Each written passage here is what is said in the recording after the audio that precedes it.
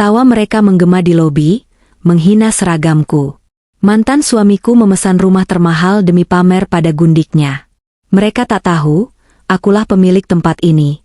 Bisikanku tentang kejutan esok hari bukan ancaman kosong, melainkan awal kehancuran mereka. Sebelum ceritanya dimulai, silakan tulis di kolom komentar dari daerah mana saja teman-teman yang menonton cerita ini. Jangan lupa like dan subscribe agar channel ini bisa semakin berkembang. Pagi itu, pendingin ruangan di lobi kantor pemasaran Royal Diamond terasa menusuk tulang, namun bagiku, dinginnya suasana hati jauh lebih membekukan. Aku berdiri di belakang meja resepsionis yang terbuat dari marmer impor, merapikan tumpukan brosur yang sebenarnya sudah rapi. Seragam staf pemasaran berwarna biru laut ini pas melekat di tubuhku, menyembunyikan identitas asliku yang sebenarnya. Di nametak yang tersemat di dada kiri, hanya tertulis nama depanku tanpa gelar, tanpa jabatan mentereng.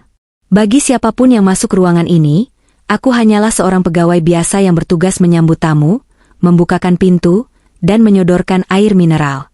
Tidak ada yang tahu bahwa gedung ini, tanah seluas 20 hektar di belakangnya, dan seluruh proyek pembangunan perumahan elit ini adalah milikku. Aku sengaja turun ke lapangan hari ini, menyamar sebagai staf biasa, untuk melihat langsung kinerja tim pemasaran baruku. Namun, takdir sepertinya punya rencana lain yang lebih dramatis untuk menguji kesabaranku. Suara deru mesin mobil sport yang sangat kukenal terdengar berhenti tepat di depan pintu kaca lobi. Itu mobil yang cicilannya dulu sering membuat kepala mantan suamiku pening, mobil yang dibeli dengan memotong uang belanja bulanan kami. Tak lama kemudian, pintu kaca otomatis terbuka. Suara tawa yang nyaring dan dibuat-buat langsung memecah ketenangan lobi yang hening. Sayang, pelan-pelan dong jalannya. Hak sepatuku tinggi banget nih. Suara manja itu terdengar. Suara perempuan. Aku menahan napas. Aku tidak perlu menoleh untuk tahu siapa pemilik suara itu. Itu Bella. Perempuan muda yang menjadi alasan hancurnya rumah tanggaku setahun lalu. Dan laki-laki yang menggandeng pinggangnya dengan posesif itu adalah Reza, mantan suamiku. Jantungku berdegup kencang, bukan karena rindu, melainkan karena perpaduan antara amarah dan rasa jijik yang tiba-tiba naik ke kerongkongan. Aku segera menunduk, pura-pura sibuk mencatat sesuatu di buku tamu, berharap mereka akan dilayani oleh staf lain. Tapi pagi ini lobi sedang sepi. Staf lain sedang melakukan tinjauan ke lokasi proyek. Hanya aku yang berdiri di sini. Hei, ada orang tidak di sini? Reza berteriak lantang, seolah-olah dia adalah raja yang sedang memanggil pelayannya. Kami mau beli rumah. Pelayanannya lambat sekali. Aku menarik napas panjang, memantapkan hati, lalu mengangkat wajahku perlahan. Aku memasang senyum profesional terbaikku, senyum yang sudah kulatih selama bertahun-tahun menghadapi klien rewel. Selamat pagi, selamat datang di Royal Diamond. Ada yang bisa sah? Kalimatku terhenti di udara. Mata Reza membelalak lebar saat melihat wajahku. Keterkejutan itu hanya berlangsung sedetik, sebelum berganti menjadi seringai meremehkan yang sangat kukenal. Seringai yang dulu sering ia tunjukkan saat menghina masakanku atau caraku berpakaian. Loh? Astaga! Reza tertawa keras, menepuk tangan Bella. Lihat, sayang. Lihat siapa yang jadi penjaga pintu di sini. Ternyata dunia ini sempit sekali ya. Bella memicingkan matanya, menatapku dari ujung rambut sampai ujung kaki dengan tatapan menilai yang menjijikan. Dia mengibaskan rambut panjangnya yang dicat pirang, lalu menutup mulutnya seolah kaget. Ya ampun, Mas. Ini mantan istrimu yang itu? Yang katanya boros dan tidak becus urus rumah? Kasihan sekali, sekarang jadi bawahan begini. Gajinya cukup buat beli bedak tidak ya? Darahku mendidih, tapi wajahku tetap datar. Aku sudah bukan wanita cengeng yang dulu menangis saat mereka hina. Ada yang bisa saya bantu, Pak Reza, Bu Bella? Tanyaku dengan nada sedingin es. Reza melangkah maju, meletakkan kedua tangannya di atas meja resepsionis, mencondongkan tubuhnya ke arahku seolah ingin mengintimidasi. Aroma parfum mahalnya, yang ironisnya dulu aku yang membelikannya saat ulang tahunnya, menusuk hidungku. Dengar ya, ucap Reza dengan nada sombong yang menggelegar. Dia sengaja mengeraskan suaranya agar satpam di depan pintu bisa mendengar. Kami tidak mau dilayani oleh staf rendahan sepertimu sebenarnya. Tapi karena tidak ada orang lain, cepat ambilkan brosur untuk unit paling mahal di komplek ini. Unit Sultan, atau apalah namanya. Aku mau beli tunai keras hari ini juga. Benar, sambung Bella sambil memainkan kuku-kukunya yang baru dimanikur. Kami mau rumah yang paling besar, yang ada kolam renang pribadinya. Mas Reza kan baru dapat proyek besar, jadi uang bukan masalah. Beda sama kamu, yang mungkin harus berdiri 8 jam di sini cuma buat bayar kos-kosan sempit. Mereka tertawa lagi. Tawa yang menyakitkan telinga. Aku menatap mereka berdua dalam diam. Mereka tidak tahu bahwa proyek besar yang dibanggakan Reza itu dananya sedang dalam pengawasan ketat bank. Dan aku tahu persis kondisi keuangan perusahaannya yang sebenarnya sedang berdarah-darah. Dengan tenang, aku mengambil brosur eksklusif berwarna emas dari laci bawah meja. Brosur ini biasanya hanya dikeluarkan untuk klien VVIP yang sudah lolos screening ketat. Tapi hari ini, aku akan memberikannya pada mereka. Ini adalah umpan. Ini brosur untuk tipe Diamond Palace, unit terbesar dan termewah kami, kataku sambil menyodorkan brosur itu. Harganya 25 miliar rupiah. Mata Reza berbinar tamak melihat gambar rumah mewah di brosur itu. Dia merebutnya dari tanganku dengan kasar. Nah, ini baru cocok buat kita, sayang. Tidak seperti rumah gubuk yang dulu kutinggali sama perempuan ini. Bella melirikku sinis. Duh, Mbak, jangan iri ya. Nasib orang memang beda-beda. Ada yang ditakdirkan jadi ratu seperti aku, ada yang ditakdirkan jadi babu seperti kamu. Penghinaan itu sudah melampaui batas. Namun, alih-alih marah dan meledak, sebuah ketenangan aneh justru menyelimutiku. Aku tahu sesuatu yang tidak mereka ketahui. Aku tahu bahwa tanda tangan yang akan mereka bubuhkan di surat pemesanan nanti adalah pemicu bom waktu yang akan meledakkan hidup mereka. Aku berjalan memutar keluar dari balik meja resepsionis untuk mengantar mereka ke ruang tunggu VIP. Saat melewati Bella, aku sengaja memperlambat langkahku. Aku mendekatkan wajahku sedikit ke telinganya, cukup dekat hingga dia bisa merasakan hembusan napasku, tapi cukup jauh agar tidak terlihat mencolok. Aku tersenyum, sebuah senyuman misterius yang membuat kening Bella berkerut bingung. Lalu, dengan suara sangat pelan namun penuh penekanan, aku berbisik, silakan tertawa sepuasnya hari ini. Nikmati kesombonganmu. Lihat saja besok, ada kejutan besar yang sudah kusiapkan khusus untuk kalian. Bella tersentak mundur. Dia menatapku dengan mata melotot. Apa? Apa maksudmu? Kamu mengancamku? Reza yang sedang sibuk mengagumi brosur menoleh. Kenapa? Sayang? Dia bilang apa? Dia minta uang tips? Aku kembali berdiri tegak, memasang wajah polos dan profesional. Tidak, Pak. Saya hanya bilang, silakan duduk di ruang VIP, manajer kami akan segera datang melayani Bapak. Selamat menikmati hari terakhir, maksud saya, hari yang indah ini. Bella masih menatapku dengan curiga, ada kilatan ketakutan di matanya melihat ketenanganku yang tidak wajar. Tapi Reza, dengan keangkuhannya yang luar biasa, tidak peka sama sekali. Dia merangkul Bella dan membawanya masuk ke ruang VIP sambil tertawa. Sudahlah, jangan dengarkan ocehan orang gagal. Ayo, kita pilih warna cat untuk kamar tidur kita nanti. Aku menatap punggung mereka yang menjauh. Tanganku mengepal di samping tubuh, bukan karena marah, tapi karena menahan antusiasme. Besok adalah hari penandatanganan akad jual beli. Besok adalah hari di mana aku, wanita yang mereka sebut rendahan dan gagal, akan menarik karpet merah dari bawah kaki mereka hingga mereka jatuh tersungkur ke dalam jurang kehancuran. Kehancuran yang mereka ciptakan sendiri. Saat mobil sport Reza menghilang di balik pintu kaca ruang VIP, pikiranku melayang mundur. Rasa sakit yang tadi sempat tergelitik oleh kehadirannya membawaku kembali ke masa lalu. Tepatnya 1 tahun yang lalu, ke malam jahanam yang mengubah hidupku selamanya. Malam itu hujan turun sangat deras, seolah langit sedang menangis meratapi nasibku. Aku duduk di meja makan kayu jati tua di rumah kami, rumah yang kami beli dengan susah payah di awal pernikahan. Di hadapanku, Reza duduk dengan wajah merah padam, napasnya memburu, dan matanya menyala penuh kebencian. Di sampingnya duduk ibu mertuaku, wanita yang sejak awal pernikahan tidak pernah benar-benar menyukaiku. Suasana di ruang makan itu begitu tegang, lebih tegang daripada udara sebelum badai. Di atas meja, tergeletak sebuah amplop coklat besar yang baru saja dilemparkan Reza dengan kasar. Amplop itu berisi surat gugatan cerai. "Tanda tangani itu," bentak Reza. Suaranya menggelegar mengalahkan suara guruh di luar. "Aku sudah muak hidup denganmu. Kamu hanya beban. Beban yang membuat karirku tidak bisa melesat naik." Aku gemetar, air mata sudah membasahi pipiku sejak 1 jam yang lalu. "Tapi, Mas, apa salahku? Aku selalu berusaha menjadi istri yang baik.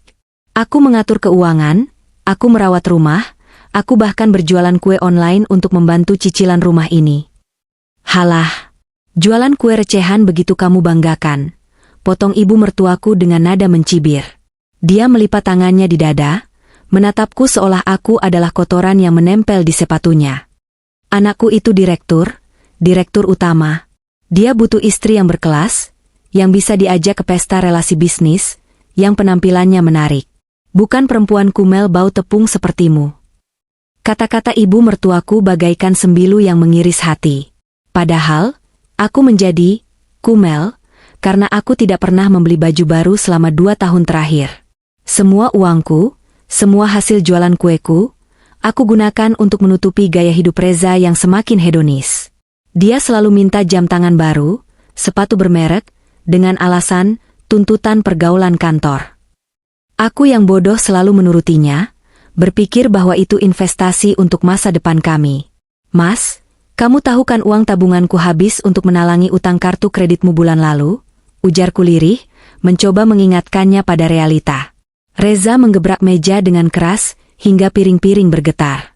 "Jangan mengungkit-ungkit uang recehmu itu. Kamu itu tidak tahu terima kasih. Aku memberimu tempat tinggal, memberimu makan, dan ini balasanmu? Menghitung-hitung uang sama suami sendiri?" Dia berdiri, berjalan mondar-mandir dengan gelisah. "Dengar ya, aku sudah menemukan wanita lain. Wanita yang jauh lebih segalanya darimu. Dia cantik, muda, berkelas, dan yang paling penting, dia mengerti kebutuhanku. Namanya Bella. Dan dia sedang mengandung anakku." Dunia serasa runtuh menimpaku. Pengakuan itu keluar begitu saja dari mulutnya, tanpa rasa bersalah sedikit pun. Hamil? Jadi selama ini, saat dia bilang lembur di kantor, saat dia bilang ada dinas luar kota, dia bersama wanita itu? "Kamu selingkuh, Mas?" tanyaku dengan suara tercekat. "Ini bukan selingkuh. Ini mencari kebahagiaan yang tidak bisa kamu berikan," sergahnya. "Bella itu anak orang kaya, koneksinya luas. Bersama dia, perusahaanku akan semakin maju. Bersama kamu, aku cuma jalan di tempat." Ibu mertuaku mengangguk setuju. "Betul itu. Bella itu sopan, sering kirim hadiah mahal buat ibu.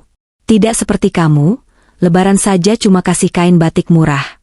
Sadar diri dong, kamu itu mandul, tidak bisa kasih cucu buat ibu. Sekarang Bella sudah hamil, wajar kalau Reza memilih dia." Aku ternganga. "Mandul? Dokter sudah bilang kami berdua sehat. Hanya masalah waktu dan tingkat stres." Tapi mereka dengan mudahnya menjatuhkan vonis itu padaku. Reza mengambil kembali map itu dan menunjuk pintu depan. "Sekarang, kemasi barang-barangmu. Aku tidak mau melihat wajahmu lagi di rumah ini. Bella akan pindah ke sini besok pagi, dan aku tidak mau dia melihat ada barang rongsokanmu di sini." "Mas, ini rumah kita." Aku mencoba bertahan, suaraku bergetar hebat. "Separuh uang muka rumah ini uang warisan ayahku." "Sertifikatnya atas nama siapa?" "Namaku," teriak Reza penuh kemenangan. "Secara hukum ini rumahku. Kamu tidak punya bukti apa-apa kalau kamu ikut bayar. Kamu cuma numpang." Itulah kebohongan inti yang menjadi akar penderitaanku. Dia memanipulasi segalanya. Dulu dia bilang sertifikat harus atas namanya untuk mempermudah proses KPR karena gajinya lebih besar, dan aku percaya karena kami adalah suami istri. Aku percaya bahwa pernikahan adalah tentang saling percaya. Ternyata, dia sudah merencanakan ini. Dia menjadikan ketulusanku sebagai senjatanya. Malam itu juga, di tengah hujan deras, aku diusir seperti pengemis. Reza melemparkan koper lamaku ke halaman berlumpur. Ibu mertuaku berdiri di ambang pintu sambil tersenyum puas. "Jangan pernah kembali lagi ke sini, dasar wanita pembawa sial," teriak ibu mertuaku sebelum membanting pintu. Aku berdiri di tengah hujan, basah kuyup, kedinginan, dan hancur lebur. Aku memeluk koperku yang berisi beberapa helai baju lusuh. Tidak ada uang sepeser pun di dompetku karena kartu ATM-ku ditahan oleh Reza dengan alasan biaya kompensasi perceraian. Malam itu, di bawah guyuran hujan yang menyamarkan air mataku, aku bersumpah. Aku bukan menangis karena kehilangan Reza. Aku menangis karena kebodohanku sendiri.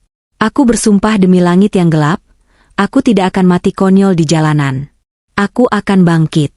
Aku akan bekerja lebih keras dari siapapun, menjadi lebih kaya dari siapapun, dan suatu hari nanti, aku akan membeli harga diri mereka yang sudah mereka injak-injak malam ini. Dan Tuhan mendengar sumpahku. Ternyata, di balik baju lusuhku, tersimpan otak yang cerdas yang selama ini kutekan demi ego suamiku. Begitu aku terlepas dari mereka, karirku di dunia properti, yang dulu dilarang Reza, meledak. Aku bekerja siang malam, belajar investasi, hingga akhirnya bertemu dengan seorang investor asing yang melihat potensiku dan mengangkatku menjadi mitra. Flashback itu berakhir saat suara tawa Bella terdengar samar dari ruang VIP. Kini, setahun kemudian, aku bukan lagi wanita yang berdiri di tengah hujan. Aku adalah pemilik gedung tempat mereka berteduh. Dan besok, akulah yang akan menjadi badai yang menghancurkan atap di atas kepala mereka. Kebohongan mereka tentang wanita boros dan istri tak berguna, akan kubalas dengan fakta menyakitkan tentang siapa yang sebenarnya memegang kendali. Matahari sore menembus tirai jendela ruang kerjaku di lantai 10, namun pikiranku melayang kembali ke masa beberapa bulan yang lalu. Masa-masa di mana aku menemukan kunci untuk membuka gerbang neraka bagi Reza dan Bella. Orang bilang balas dendam itu adalah hidangan yang paling enak disantap saat dingin, dan aku setuju. Tapi untuk menyajikannya, aku butuh bahan-bahan yang tepat. Aku butuh senjata. Setelah diusir malam itu, aku tidak tenggelam dalam kesedihan. Kemarahan adalah bahan bakar yang jauh lebih efisien daripada air mata. Dengan sisa uang receh dan harga diri yang tersisa, aku melamar pekerjaan di Nusantara Land, sebuah perusahaan pengembang properti raksasa yang sedang mencari staf penjualan. Awalnya, aku diremehkan karena usiaku yang tidak lagi belia untuk posisi entry level, dan status jandaku sering menjadi bahan bisik-bisik di pantry. Tapi mereka lupa satu hal. Aku adalah wanita yang pernah mengatur keuangan perusahaan Reza secara diam-diam selama bertahun-tahun. Aku paham seluk-beluk cash flow, aku paham negosiasi, dan aku paham psikologi orang kaya yang ingin membeli gengsi. Dalam 6 bulan, aku memecahkan rekor penjualan. Aku menjual unit-unit yang oleh marketing lain dianggap barang mati. Kehebatanku menarik perhatian pemilik perusahaan, seorang konglomerat tua yang jeli melihat bakat. Dia memberiku tantangan, menghidupkan kembali proyek Royal Diamond yang mangkrak. Jika berhasil, aku akan mendapatkan saham dan posisi direktur. Aku bekerja seperti orang gila. Aku tidur 3 jam sehari, sisanya kuhabiskan di lapangan dan mempelajari data. Dan aku berhasil. Royal Diamond menjadi hunian paling dicari. Uang mulai mengalir ke rekeningku, jumlahnya jauh lebih banyak dari gaji Reza yang dulu selalu dia sombongkan. Tapi kekayaan saja tidak cukup untuk membalas sakit hatiku. Aku butuh sesuatu yang bisa menghancurkan Reza sampai ke akar-akarnya. Dan momen itu datang 2 minggu yang lalu. Saat itu, aku sedang duduk di ruang arsip, melakukan audit rutin terhadap daftar calon pembeli prioritas yang sudah mengajukan booking fee untuk klaster terbaru. Mataku yang lelah mendadak segar bugar saat melihat satu nama di layar tablet. Reza Pratama, CEO PT Gemilang Sentosa. Reza ingin membeli unit Diamond Palace. Unit termahal seharga 25 miliar. Jantungku berpacu. Bukan karena takut, tapi karena rasa penasaran yang menggelitik. Aku tahu persis kondisi keuangan Reza setahun lalu. Meskipun gayanya selangit, marin keuntungan perusahaannya tipis. Gaya hidupnya yang hedonis, mobil sport, jam tangan mewah, liburan ke Eropa, sebenarnya memakan modal perusahaan. Bagaimana mungkin dalam setahun dia bisa memiliki uang tunai 25 miliar untuk membeli rumah? Instingku sebagai mantan istri yang pernah mengurus pembukuannya menyala. Ada yang tidak beres. Malam itu juga, aku menggunakan akses koneksiku. Sebagai salah satu pemain utama di industri properti sekarang, aku punya kenalan di berbagai sektor, termasuk perbankan dan auditor eksternal. Aku mulai menggali. Aku membayar jasa seorang penyelidik swasta digital untuk menelusuri aliran dana PT Gemilang Sentosa. Hasilnya mencengangkan. Fakta-fakta itu muncul di layar laptopku satu persatu, seperti kepingan puzzle yang mengerikan. Pertama, perusahaan Reza sebenarnya sedang diambang kebangkrutan. Proyek-proyek besarnya macet. Supplier belum dibayar selama 3 bulan. Kedua, dan ini yang paling fatal, 2 bulan lalu Reza mendapatkan suntikan dana investasi sebesar 30 miliar rupiah dari sekelompok investor lokal untuk proyek pembangunan pabrik di Cikarang. Tapi, data menunjukkan bahwa proyek pabrik itu fiktif. Tanahnya bahkan belum dibebaskan. Jadi, dari mana uang 25 miliar yang akan dia pakai untuk membeli rumah di tempatku? Jawabannya jelas, penggelapan dana. Reza menggunakan uang investor yang seharusnya untuk membangun pabrik, demi membeli rumah mewah atas nama gengsi, dan untuk memanjakan Bella. Dia berencana memutar sisa uangnya nanti, atau mungkin dia berpikir dia bisa menipu investor lebih lama lagi dengan laporan palsu. Bodoh. Dia benar-benar gali lubang tutup lubang, dan kali ini lubangnya adalah jurang. Ini bukan sekadar pelanggaran etika bisnis, ini pidana murni. Penjara sudah melambai-lambai di depan matanya. Aku tersenyum puas menatap layar laptop. Ini adalah senjata pertamaku. Sebuah meriam yang siap meledakkan karir dan kebebasannya. Tapi aku belum puas. Bagaimana dengan Bella? Wanita yang dengan bangganya memamerkan perut buncitnya dan menyebutku mandul. Wanita yang membuang foto-foto pernikahanku ke tempat sampah.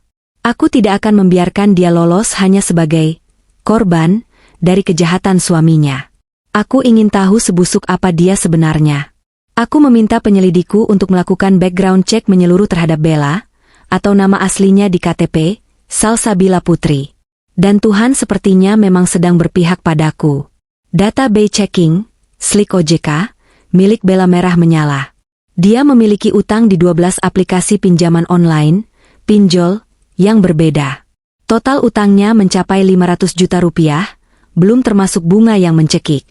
Aku menelusuri riwayat belanja kartu kreditnya yang macet. Tas-tas branded yang sering dia pamerkan di Instagram, semuanya dibeli dengan cicilan yang kini macet. Liburan mewahnya sebelum menikah dengan Reza, dibiayai dari utang. Yang lebih menarik, aku menemukan percakapan email yang diretas antara Bella dan seorang temannya. Di sana, Bella mengeluh bahwa dia dikejar-kejar debt collector. Dia menulis, "Tenang saja, begitu si Reza bodoh itu membelikanku rumah, aku akan minta sertifikatnya atas namaku sebagian. Nanti aku bisa gadaikan diam-diam buat lunasin utang-utangku. Dia kan bucin banget, gampang dikibulin." Aku tertawa terbahak-bahak di ruang kerjaku yang sunyi.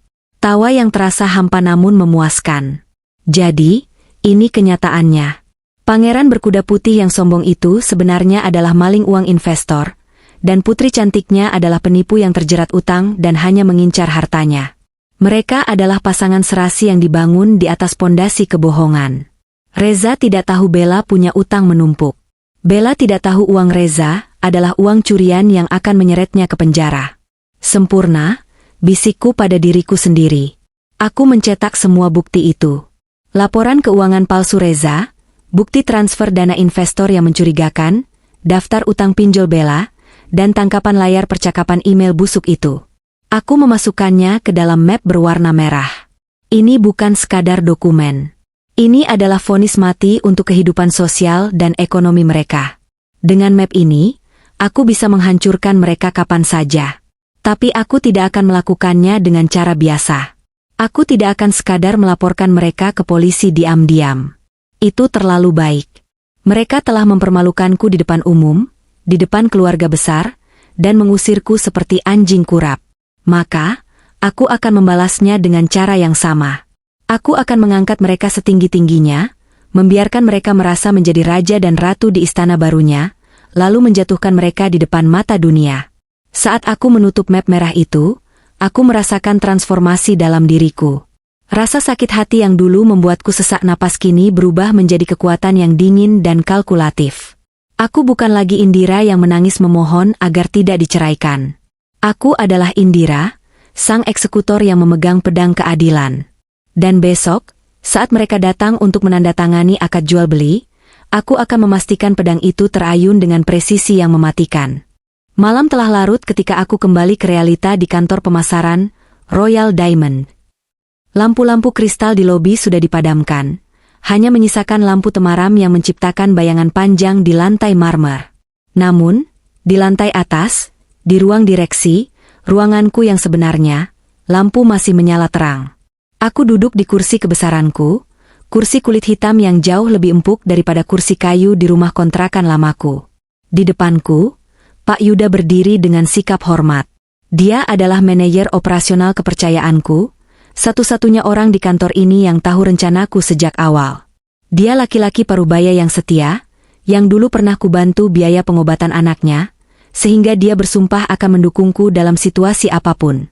Bu Indira, panggil Pak Yuda pelan. Semua persiapan untuk besok sudah 80%. Tapi, apakah Ibu yakin dengan skenario ini? Ini sangat berisiko. Jika terjadi keributan fisik, aku memutar kursi menghadap dinding kaca, menatap pemandangan lampu kota yang berkelap-kelip di kejauhan. Pak Yuda, risiko terbesar sudah kulewati saat aku diusir dari rumahku sendiri setahun lalu tanpa uang sepeser pun. Besok bukan tentang risiko, tapi tentang keadilan.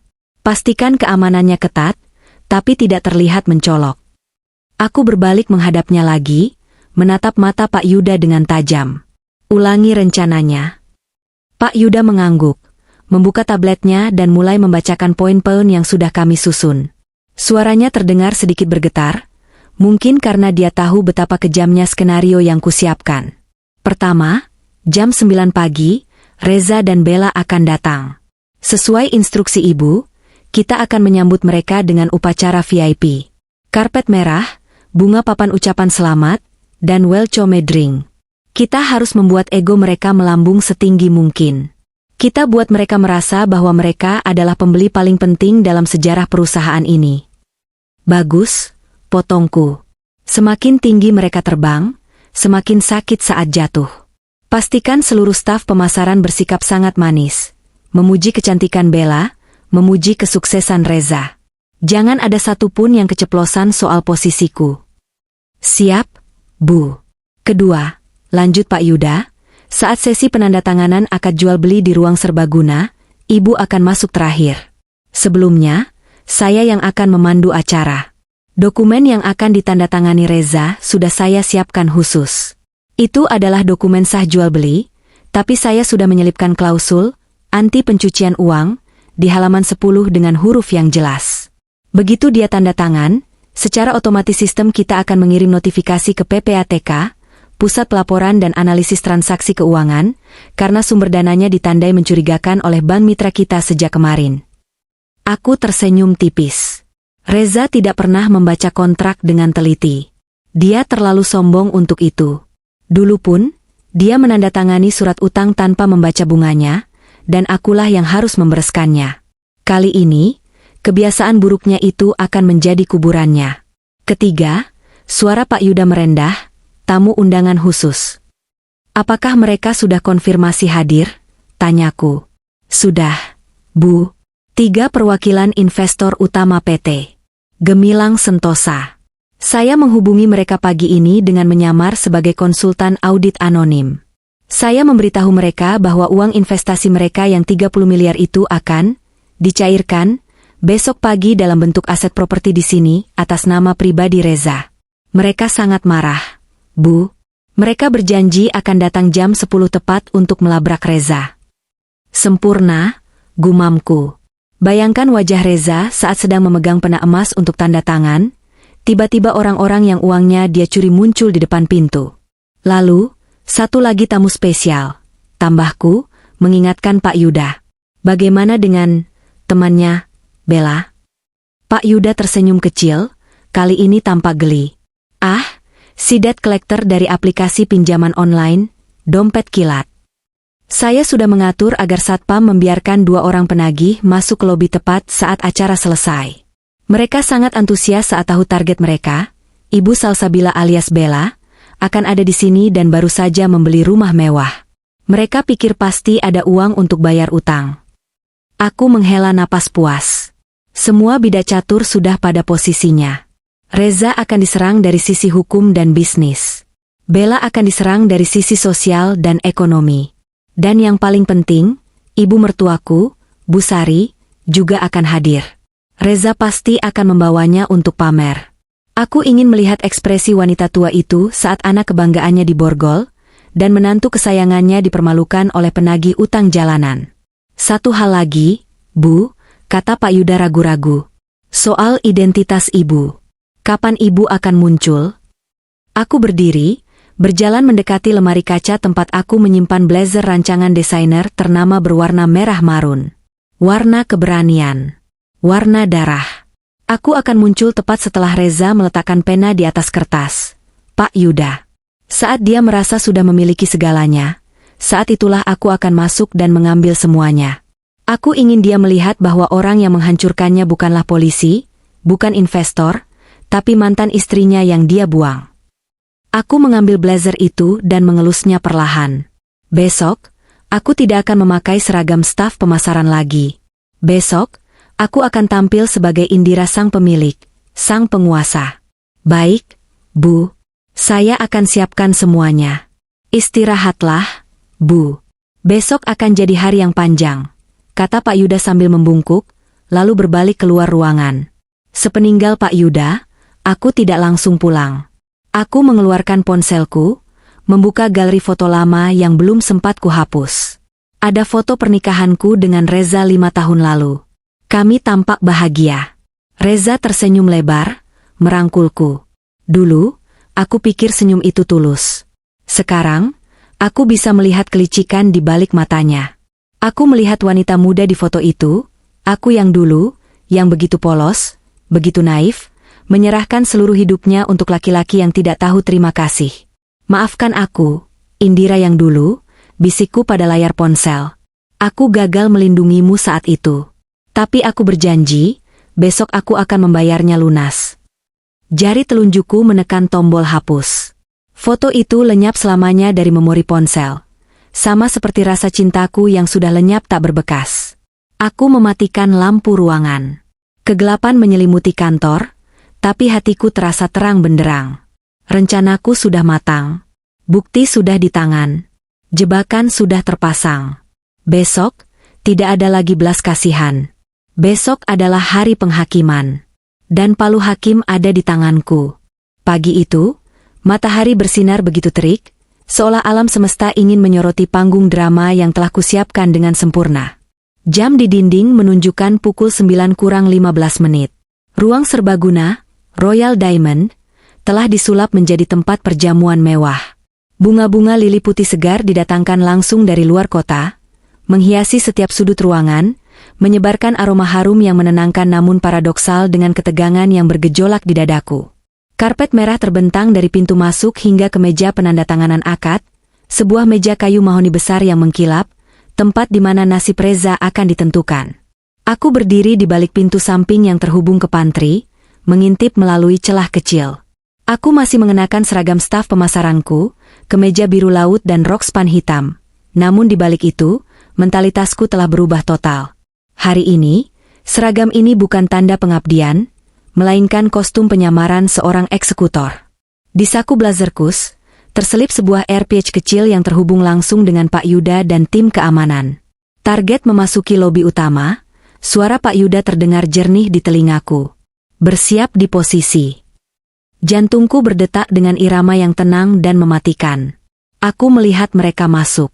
Reza berjalan paling depan, dagunya diangkat tinggi-tinggi, mengenakan setelan jas abu-abu mengkilap yang kutebak harganya puluhan juta rupiah. Di lengannya, Bella bergelayut manja. Wanita itu mengenakan gaun sutra berwarna merah menyala yang terlalu mencolok untuk acara pagi hari, lengkap dengan tas tangan bermerek yang ia jinjing dengan posisi siku di tekuk kaku, seolah ingin memastikan seluruh dunia melihat logo emas di tas itu. Dan di belakang mereka, berjalanlah Ibu Sari, mantan mertuaku. Wanita tua itu mengenakan kebaya modern penuh payet dan perhiasan emas yang berlebihan di leher dan pergelangan tangannya. Ia berjalan dengan langkah lambat namun angkuh, matanya menyapu sekeliling ruangan dengan tatapan menilai, seolah ia adalah ratu yang sedang meninjau jajahan barunya. "Selamat datang, Pak Reza, Bu Bella, dan Ibu Sari," sambut Pak Yuda dengan senyum ramah yang dibuat-buat, membungkuk hormat. "Silakan duduk. Kami sangat terhormat bisa melayani keluarga sukses seperti Bapak dan Ibu." Pujian itu bekerja seperti sihir. Senyum Reza merekah lebar, ia menepuk bahu Pak Yuda dengan gaya sok akrab. "Terima kasih, Pak Manajer. Ya, memang harus begini pelayanannya kalau mau menjual barang mewah. Jangan seperti staf resepsionis kemarin, tidak tahu tata krama." Aku mendengus pelan dari tempat persembunyianku. Bahkan di saat seperti ini, dia masih sempat menghinaku. Mereka duduk di kursi beludru yang empuk. Bella langsung mengeluarkan ponselnya, melakukan live streaming atau entah membuat video untuk media sosialnya. "Hai guys, lihat deh, aku lagi di Royal Diamond nih. Hari ini hari bersejarah, Mas Reza mau beliin aku istana." Cerocos Bella ke arah kamera ponselnya dengan suara yang dibuat seimut mungkin. "Lihat pemandangannya, mewah banget kan? Ini baru level kita." Ibu Sari ikut nimbrung, mendekatkan wajahnya ke kamera. "Iya dong, mantuku ini memang hebat. Tidak seperti yang dulu, cuma bisa bikin susah." Darahku mendidih mendengar sindiran itu, tapi aku menahannya. "Sabar, Indira. Tunggu aba-aba." Pak Yuda memberikan sinyal mata ke arah pintu pantry. "Itu giliranku." Aku menarik napas panjang, mengambil nampan berisi minuman selamat datang, jus jeruk segar dan beberapa kue kecil, lalu melangkah keluar. Langkah kakiku sengaja kubuat tegas. Saat aku mendekati meja mereka, keheningan canggung seketika tercipta. Tawa Bella terhenti. Senyum Ibu Sari lenyap. Reza menatapku dengan tatapan jijik bercampur kaget, seolah tak percaya aku masih berani menampakkan diri di hadapan mereka. "Loh, kamu lagi?" sembur Ibu Sari, suaranya melengking. "Kenapa dia yang melayani kita, Pak Manajer? Tidak ada pelayan lain?" Saya jadi hilang selera mau minum kalau yang antar dia. Bawaannya sial terus. Pak Yuda, sesuai skenario, berpura-pura meminta maaf. "Mohon maaf, Bu. Staf lain sedang menyiapkan dokumen di belakang. Kebetulan hanya dia yang kosong." Aku meletakkan gelas jus di depan Reza dengan hati-hati, lalu di depan Ibu Sari, dan terakhir di depan Bella. Saat meletakkan gelas Bella, aku sengaja menyenggol sedikit ujung tas mewah yang ia letakkan di atas meja, membuatnya hampir terjatuh. "Hei, hati-hati dong," bentak Bella, menyambar tasnya dengan panik. "Mata kamu buta ya? Ini tas Hermes asli, harganya 500 juta. Kalau lecet sedikit, gajimu 10 tahun juga tidak bakal cukup buat ganti." Aku berdiri tegak, menatap Bella tepat di matanya. Disinilah seranganku dimulai. Aku tidak mundur, tidak menunduk, dan tidak meminta maaf. Sebaliknya, aku tersenyum tipis, senyum yang penuh arti. "Maaf, Bu Bella," ujarku dengan nada tenang namun volume suara yang cukup jelas didengar Reza dan Ibu Sari. "Saya hanya kaget melihat tas itu. Soalnya, kemarin saya lihat model yang persis sama di Pasar Mangga 2, di kios barang tiruan KW Super. Penjualnya bilang itu best seller buat orang yang mau kelihatan kaya tapi budget pas-pasan." Ruangan itu hening seketika. Wajah Bella memerah padam, kontras dengan gaun merahnya. Mulutnya terbuka, tapi tidak ada suara yang keluar. "Kurang ajar," teriak Ibu Sari. "Berani-beraninya kamu menghina mantu kesayanganku. Reza, lihat kelakuan mantan istrimu ini. Pecat dia sekarang juga." Reza menatapku tajam, lalu beralih menatap tas Bella. Ada keraguan di matanya. Reza memang orang kaya baru yang tidak terlalu paham fashion wanita, tapi egonya terusik jika pasangannya memakai barang palsu. "Bella, itu asli kan?" tanya Reza dengan nada curiga. Bella tergagap. "Ya asli dong. Mas, masa aku pakai barang palsu? Jangan dengerin omongan perempuan iri ini. Dia cuma mau mengadu domba kita." Aku tertawa kecil, tawa yang meremehkan. "Oh, asli ya? Baguslah kalau begitu. Berarti Bu Bella punya cukup uang untuk membayar tagihan yang itu dong. Tagihan apa? Sela Reza cepat, keningnya berkerut dalam. Insting bisnisnya mulai mencium bau ketidakberesan. Aku mengeluarkan sebuah kertas kecil yang sudah kusiapkan di saku celemekku, sebuah rekayasa struk pengingat tagihan. Begini, Pak Reza. Tadi pagi ada telepon ke kantor pemasaran kami. Dari pihak sebentar, namanya, dompet kilat, dan pinjam cepat. Mereka mencari Ibu Salsabila Putri. Katanya nomor ponsel Ibu Bella tidak aktif sejak kemarin, jadi mereka menelepon ke nomor kantor kami karena Ibu Bella mencantumkan kantor ini sebagai alamat korespondensi di aplikasi.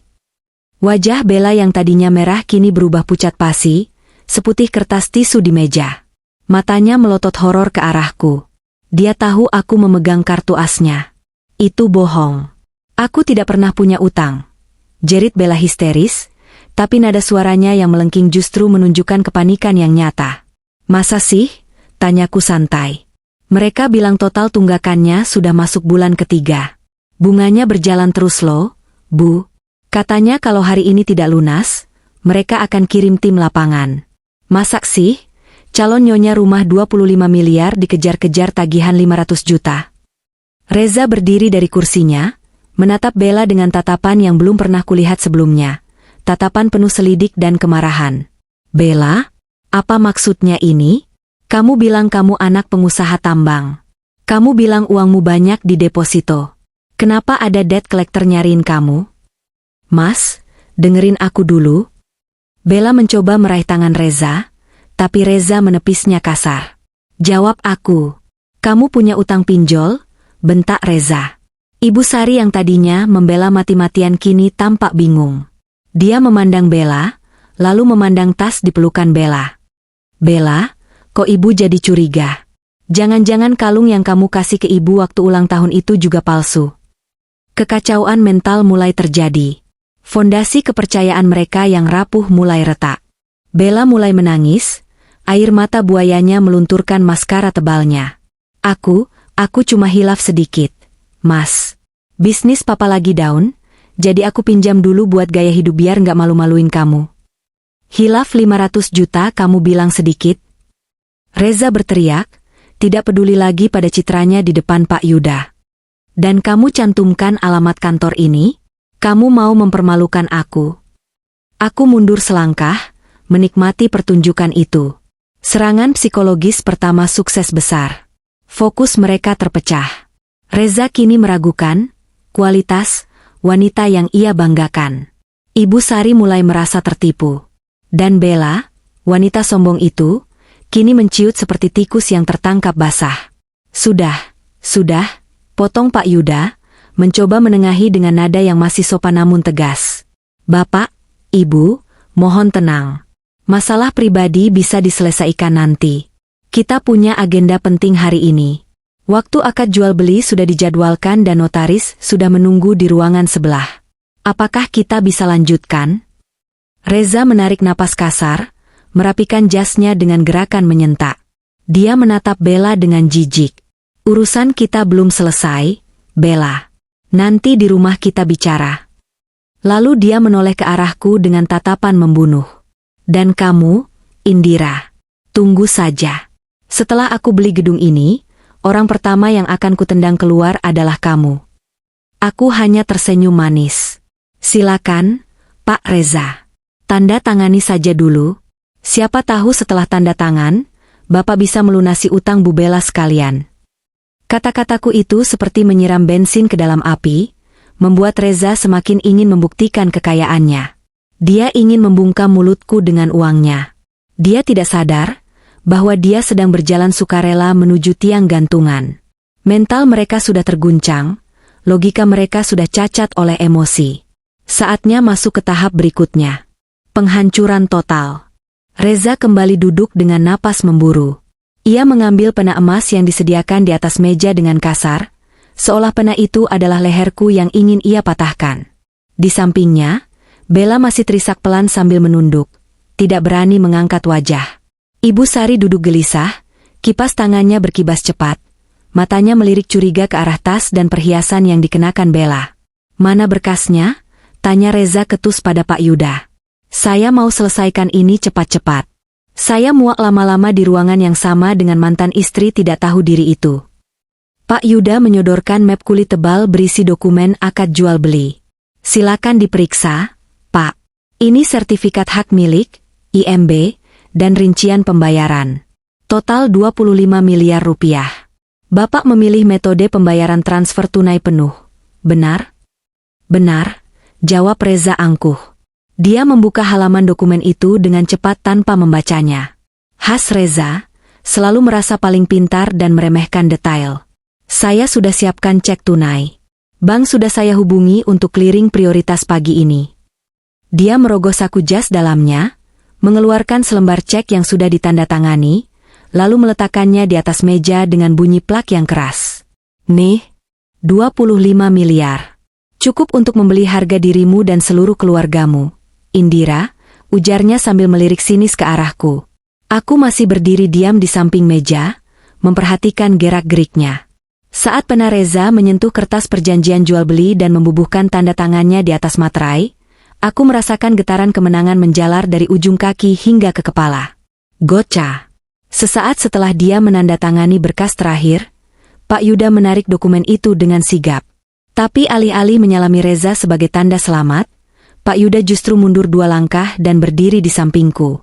Reza mengernyit. Loh? Kenapa mundur? Mana kuncinya? Kapan serah terimanya? Aku melangkah maju. Kali ini, aku tidak lagi berpura-pura menjadi pelayan. Aku melepas nametag, staf pemasaran, di dadaku dan melemparkannya ke atas meja, tepat di samping cek 25 miliar itu. Bunyi plastik beradu dengan kayu memecah keheningan. Kuncinya tidak akan pernah diberikan kepadamu, Reza. Suaraku berubah. Tidak ada lagi nada sopan santun buatan. Suaraku berat, dingin, dan berwibawa. Apa maksudmu? Reza berdiri, wajahnya merah padam. Aku sudah bayar. Cek itu sah. Kamu mau menipuku? Aku mengambil cek itu, mengangkatnya tinggi-tinggi dengan 2 jari, seolah memegang sampah yang menjijikan. Cek ini memang sah secara fisik. Tapi sumber dananya? Itu masalah lain. Krek. Dengan gerakan cepat, aku merobek cek itu menjadi 2 bagian. Mata Reza, Bella, dan Ibu Sari membelalak nyaris keluar. Ibu Sari menjerit tertahan. Heh, gila kamu ya? Itu uang 25 miliar. Kamu robek begitu saja? Aku merobeknya lagi menjadi 4 bagian, lalu 8, hingga menjadi potongan-potongan kecil kertas tak berharga, dan membiarkannya berjatuhan ke lantai seperti hujan sampah. Uang ini tidak bisa diterima, kataku tenang. Sistem audit internal perusahaan kami mendeteksi adanya indikasi pencucian uang dan penggelapan dana investasi dalam rekeningmu, Reza Pratama. Sembarangan. Reza berteriak, tapi ada getar ketakutan dalam suaranya. Keringat dingin mulai muncul di pelipisnya. Itu uang hasil keuntungan perusahaanku. Kamu memfitnahku. Aku memberi isyarat pada Pak Yuda.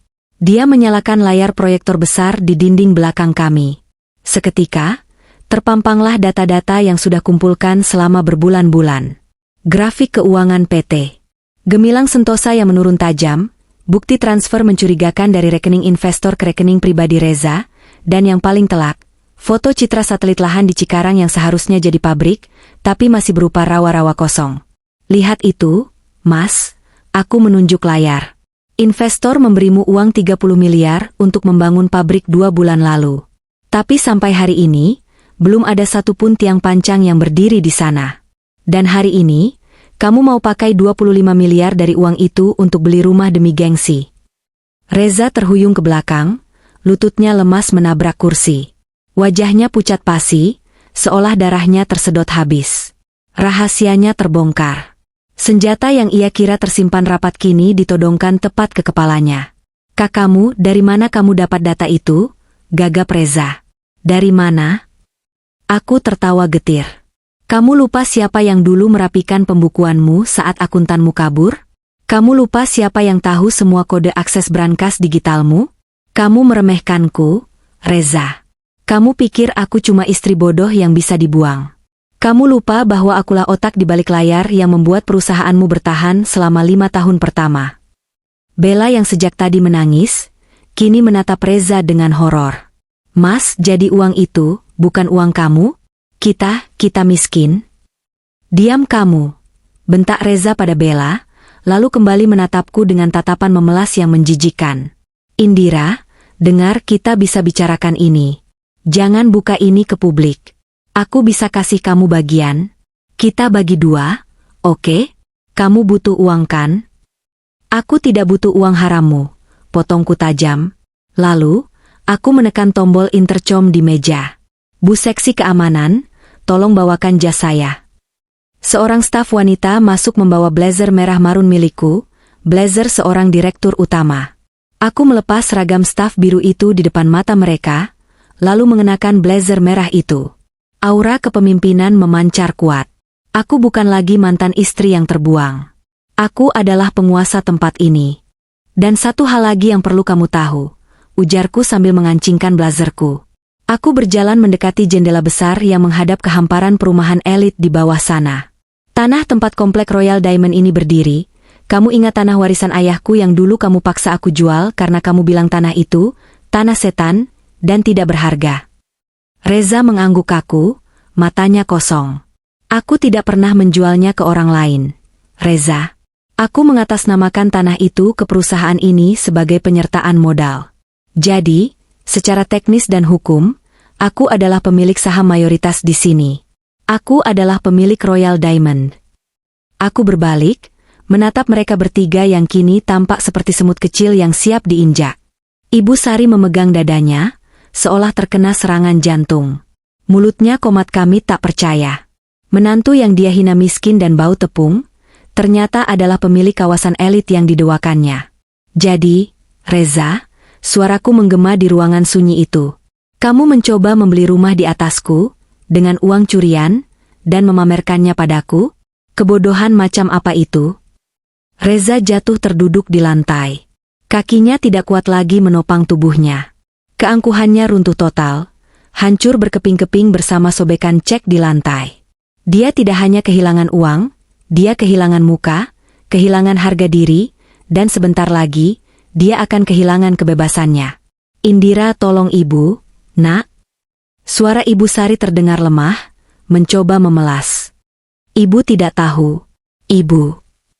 Jangan panggil aku nak, potongku dingin. Anak ibu cuma satu, laki-laki penipu yang sedang duduk di lantai itu. Tepat saat itu, pintu ruang serbaguna terbuka lebar dengan kasar.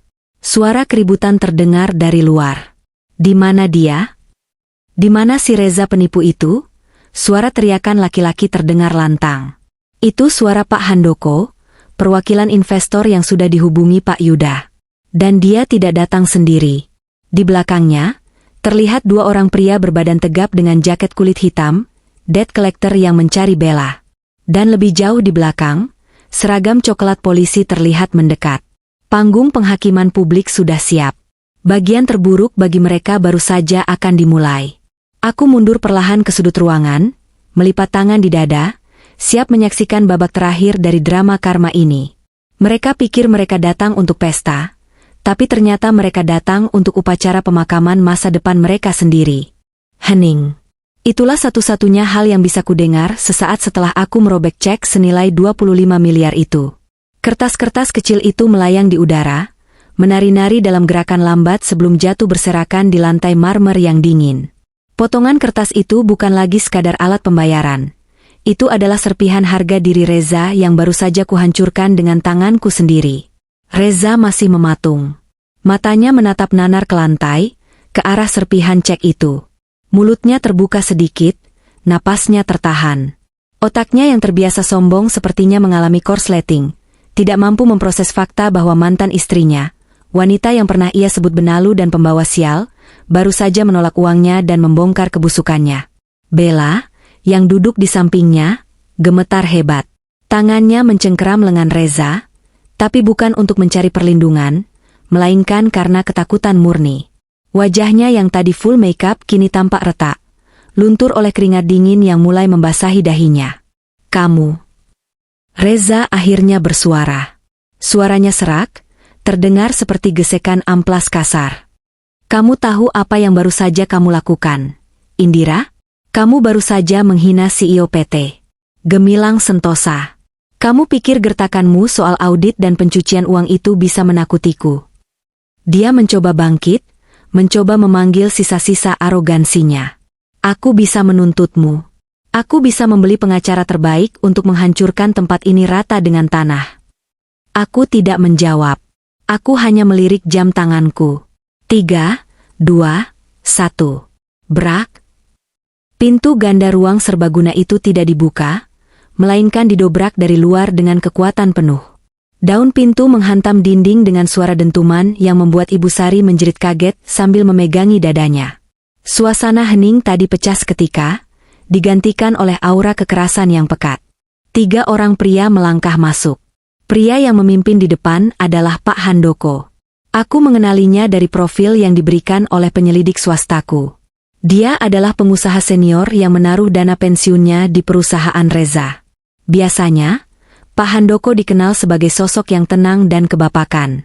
Tapi hari ini, sosok itu hilang. Yang ada hanyalah seorang pria yang dirasuki amarah iblis karena dikhianati. Reza Pratama. Teriakan itu bukan sekadar panggilan, itu adalah auman predator. Suara Pak Handoko menggelegar, memantul di dinding-dinding ruangan VIP yang mewah, membuat kaca jendela bergetar. Reza terlonjak mundur, kakinya tersandung kaki kursi hingga ia jatuh terduduk kembali dengan tidak elit. Wajahnya yang tadi merah karena marah, kini berubah menjadi seputih kertas. Pak Handoko, cicitnya. Pak Handoko tidak memberi ampun. Dia melangkah lebar, mengabaikan Pak Yuda yang pura-pura mencoba menahan, dan langsung menerjang ke arah Reza. Tangan tuanya yang kuat mencengkeram kerah jas mahal Reza, menarik tubuh mantan suamiku itu hingga terangkat dari kursi. Di mana uangku, bajingan? Sembur Pak Handoko tepat di depan wajah Reza. Ludahnya memuncrat saking marahnya. Kamu bilang pabrik di Cikarang sudah 70%. Kamu kirim foto-foto progres pembangunan. Tapi tadi pagi tim auditku ke sana, dan tahu apa yang mereka temukan? Rawa-rawa. Kosong. Cuma ada ilalang dan kambing makan rumput. Pak, dengerin dulu. Pak. Reza mencoba melepaskan cengkeraman itu, tapi tenaganya hilang ditelan ketakutan. Itu ada sengketa lahan sedikit, tapi uangnya aman, saya alihkan dulu ke. Kemana? Potong rekan Pak Handoko, seorang pria bertubuh gempal yang melemparkan sebendel tebal dokumen ke wajah Reza. Bruk. Reza mendongak, matanya merah dan basah. Dia melihat polisi mengeluarkan borgol perak yang berkilau di bawah lampu ruangan. Realitas menghantamnya dengan telak. Ini bukan mimpi buruk. Ini akhir dari segalanya. Pak polisi, ini salah paham. Saya bisa ganti uangnya. Beri saya waktu. Reza merengek. Suaranya pecah seperti anak kecil. Jangan tangkap saya. Saya punya reputasi. Silakan jelaskan di kantor polisi, ujar petugas itu dingin. Dengan cekatan, ia menarik kedua tangan Reza ke belakang punggung. Klik. Bunyi kunci borgol itu terdengar begitu nyaring di telingaku, lebih merdu dari simfoni manapun. Reza, laki-laki yang dulu dengan sombongnya mengusirku dari rumah karena merasa dirinya raja, kini berlutut dengan tangan terikat seperti kriminal kelas teri. Saat polisi menyeretnya berdiri, Reza menatap berkeliling dengan panik, mencari sekutu. Matanya tertuju pada Bella. Bella. Sayang, telepon papamu. Telepon pengacara koneksi papamu. Tolong aku, teriak Reza putus asa. Namun, apa yang terjadi selanjutnya benar-benar di luar dugaan Reza, meski sudah aku prediksi. Bella mundur menjauh. Dia menatap Reza bukan dengan cinta, tapi dengan tatapan jijik dan ketakutan.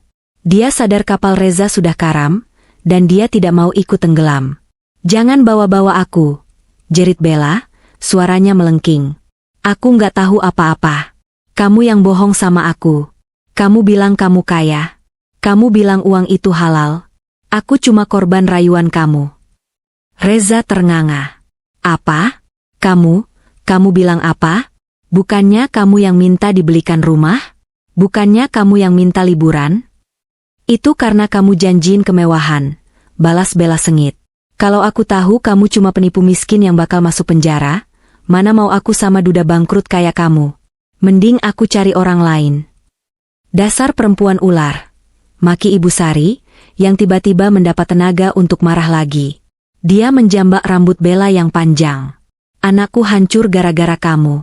Kembalikan semua perhiasan yang Reza kasih. Lepas, itu hak aku. Bella melawan, mendorong Ibu Sari hingga wanita tua itu terjengkang ke sofa. Pemandangan itu begitu menyedihkan sekaligus menggelikan. Keluarga yang dibangun di atas keserakahan itu, kini saling mangsa di detik-detik kehancuran mereka. Saat polisi mulai menyeret Reza keluar ruangan menuju lobi, Reza berpapasan denganku. Aku masih berdiri tenang di tempatku, dengan blazer merah marun dan tangan terlipat di dada. Tidak ada senyum kemenangan di wajahku, hanya tatapan datar yang menusuk. Langkah Reza terhenti sejenak. Dia menatapku, dan untuk pertama kalinya dalam setahun, aku melihat penyesalan murni di matanya. Bukan penyesalan karena menyakitiku, tapi penyesalan karena menyadari bahwa dia telah membuang berlian demi memungut batu kali. Indira? Bisiknya serak, air mata mengalir di pipinya yang kotor. Tolong aku, cabut laporan ini, aku suamimu, kita pernah saling mencintai. Aku melangkah maju satu langkah, mendekatkan wajahku padanya. Koreksi, Reza. Kamu mantan suamiku. Dan cinta? Cinta itu sudah mati malam saat kamu melempar koperku ke lumpur. Aku mencondongkan tubuh, berbisik pelan agar hanya dia yang dengar. Ingat kata-katamu waktu itu. Kau punya waktu 1 jam untuk angkat kaki. Sekarang, aku kembalikan kata-kata itu. Kau punya waktu seumur hidup di penjara untuk merenungi betapa bodohnya kamu. Aku menegakkan tubuh dan mengangguk pada polisi. Bawa dia, Pak. Dia mengganggu kenyamanan pelanggan saya. Reza meraung saat diseret keluar. Teriakannya menggema di lobi yang kini penuh sesak. Para staf pemasaran, security, dan beberapa calon pembeli lain yang sedang ada di lobi menonton kejadian itu dengan mata terbelalak. Sebagian merekam dengan ponsel mereka. Dalam hitungan jam, video, CEO penipu ditangkap di Royal Diamond, pasti akan viral. Di belakang Reza, Bella juga digiring keluar, bukan oleh polisi, tapi oleh 2 debt collector yang memegang lengannya kiri kanan. Dia menangis meraung-raung, malu setengah mati karena menjadi tontonan banyak orang. Dan Ibu Sari, dia pingsan di sofa ruang VIP, ditinggalkan sendirian. Tidak ada yang peduli. Kehormatan yang selama ini dia junjung tinggi hancur lebur di lantai yang sama tempat dia menghinaku. Pak Yuda mendekatiku, berdiri di sampingku sambil melihat iring-iringan mobil polisi meninggalkan pelataran parkir. Sudah selesai, Bu, katanya pelan. Aku menghela napas panjang, merasakan beban berat yang selama setahun ini menghimpit dadaku perlahan terangkat. Rasanya ringan. Sangat ringan. Belum, Pak Yuda, jawabku sambil berbalik menatap ruang kerjaku yang megah. Ini baru permulaan. Permulaan hidupku yang sebenarnya. Kurang ajar. Ibu Sari menjambak rambut panjang Bella. Di sudut lain, Reza masih dicekik oleh Pak Handoko, sementara Bella dan Ibu Sari bergulat di lantai saling jambak. Ruangan VIP yang mewah itu kini berubah menjadi arena sirkus yang kacau balau. Teriakan, makian, dan tangisan bercampur menjadi simfoni kehancuran yang begitu merdu di telingaku. Aku melihat sekeliling. Di pintu kaca, puluhan wajah menempel. Staf pemasaranku, satpam, bahkan beberapa calon pembeli lain yang sedang ada di lobi, semuanya menonton. Puluhan ponsel teracung, merekam setiap detik kejadian ini. Flash kamera berkedip-kedip seperti lampu diskotik. Lihat itu, gumamku pelan, seolah bicara pada diriku sendiri. Dulu kalian mempermalukanku di depan tetangga saat mengusirku. Sekarang, seluruh Indonesia akan melihat aib kalian. Kekacauan mencapai puncaknya ketika sirine polisi terdengar meraung-raung mendekat, lalu berhenti tepat di depan lobi. 4 orang petugas berseragam coklat lengkap masuk dengan langkah tegap, membelah kerumunan penonton. Wibawa mereka seketika membekukan ruangan. Pak Handoko melepaskan cengkeramannya, membiarkan Reza jatuh terbatuk-batuk di lantai. Selamat siang. Kami dari Unit Reserse Kriminal Khusus, ujar perwira yang memimpin. Dia menatap Reza yang berantakan. Saudara Reza Pratama? Reza mendongak. Matanya merah, rambutnya acak-acakan, dasinya miring. Dia tampak begitu kecil. Pak polisi, saya bisa jelaskan. Anda kami tangkap atas dugaan tindak pidana penipuan, penggelapan dana investasi, dan pencucian uang sesuai laporan saudara Handoko dan bukti-bukti yang telah kami terima. Ucap polisi itu dengan nada datar tanpa emosi. Satu petugas maju, mengeluarkan borgol perak yang berkilau. Tunggu. Jangan. Reza mundur, merangkak di lantai seperti kepiting ketakutan. Saya direktur. Kalian tidak bisa menangkap saya begitu saja. Saya kenal pejabat. Saya. Klik. Suara besi dingin yang mengunci pergelangan tangan itu memutus segala ocehannya. Reza terdiam. Matanya menatap borgol itu dengan tatapan kosong. Simbol kebebasannya hilang. Simbol statusnya runtuh. Saat polisi menariknya berdiri, Reza panik. Dia menoleh ke kiri dan kanan, mencari siapapun yang bisa menyelamatkannya. Matanya bertemu dengan mataku. Untuk sesaat, waktu seolah berhenti. Aku melihat laki-laki yang dulu kucintai. Laki-laki yang dulu berjanji di depan penghulu untuk melindungiku. Laki-laki yang kemudian membuangku demi ambisi dan nafsu. Kini, laki-laki itu menatapku dengan tatapan memelas yang begitu dalam. Indira? Bisiknya, air mata mengalir deras di pipinya yang kotor. Sayang, tolong aku. Kamu masih istriku kan? Kamu pasti nggak tega lihat aku begini. Kita bisa mulai lagi. Aku janji akan berubah. Dia mencoba melangkah ke arahku, tapi ditahan oleh polisi. Indira, bilang sama mereka ini salah paham. Kamu pemilik tempat ini kan? Kamu punya kuasa.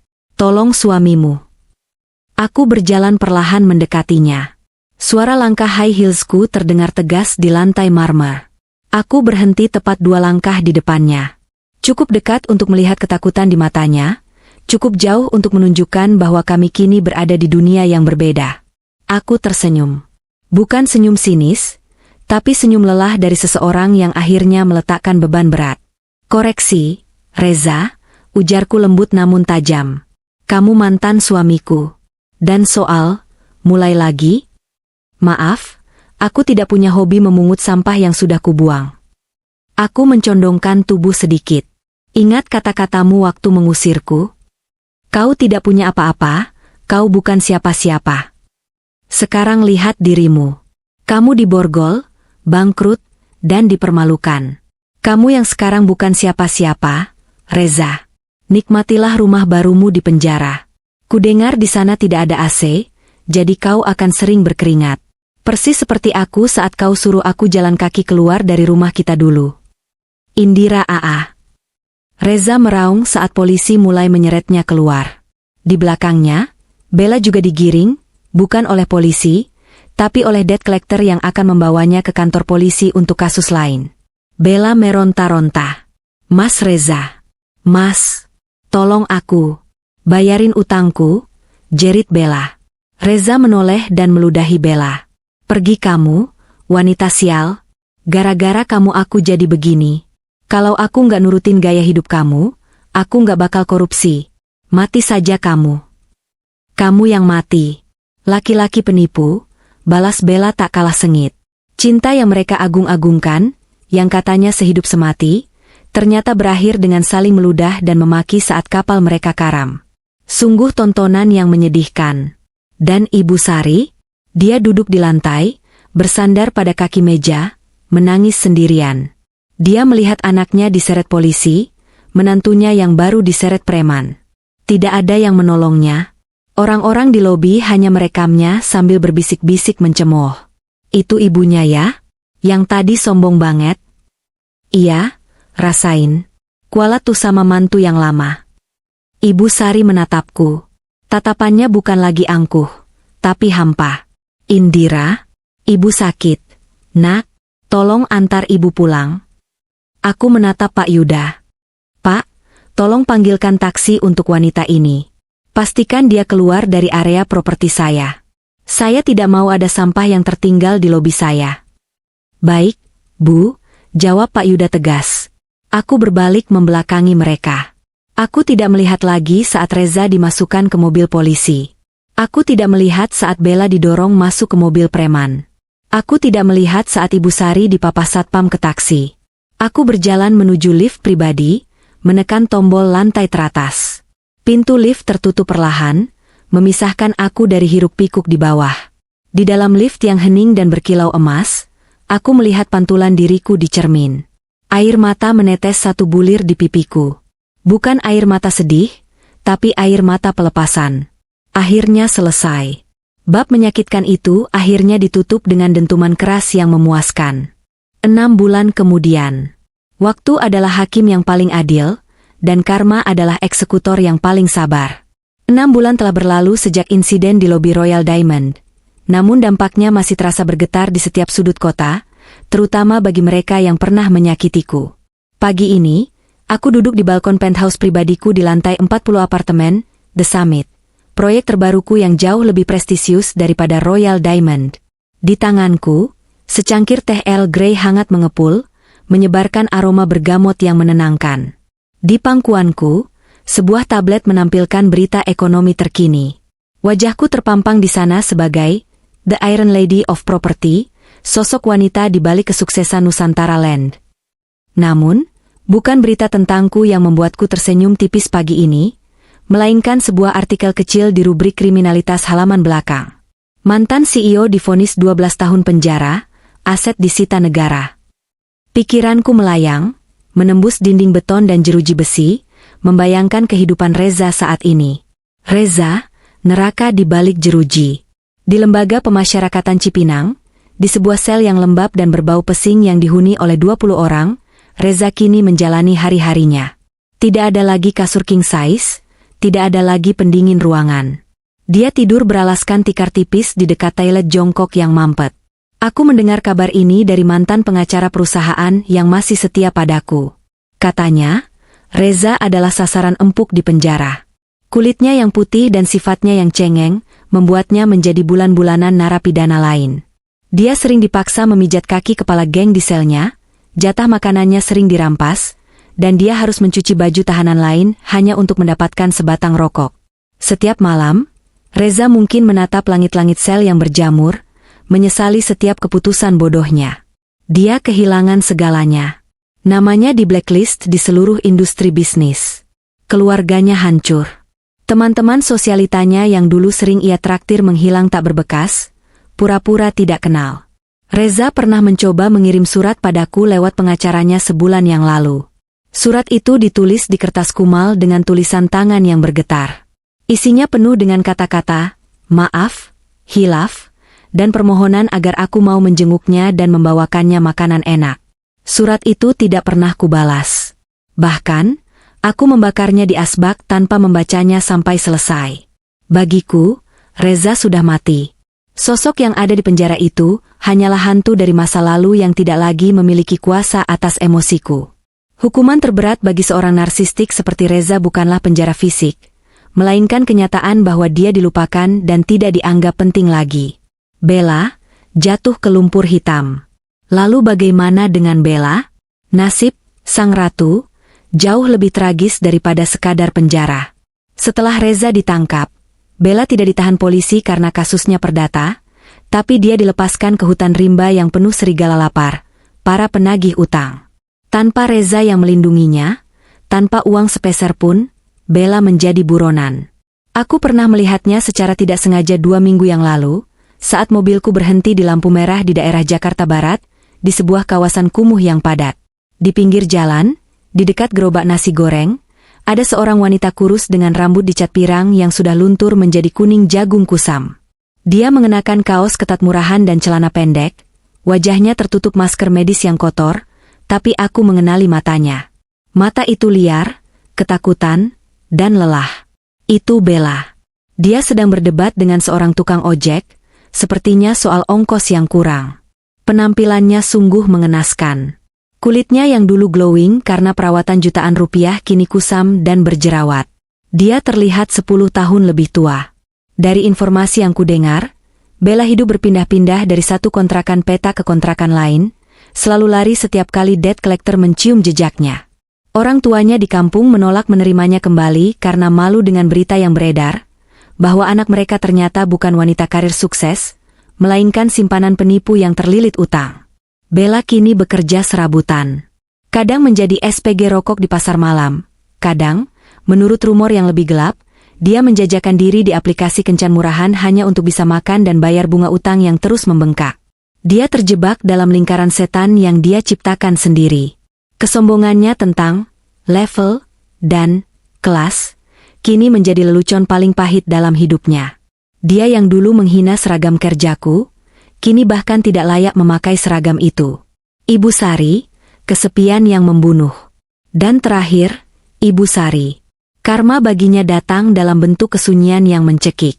Rumah lamaku dan Reza, tempat di mana dia dulu berkuasa seperti ratu dan mengusirku, telah disita ban dan dilelang.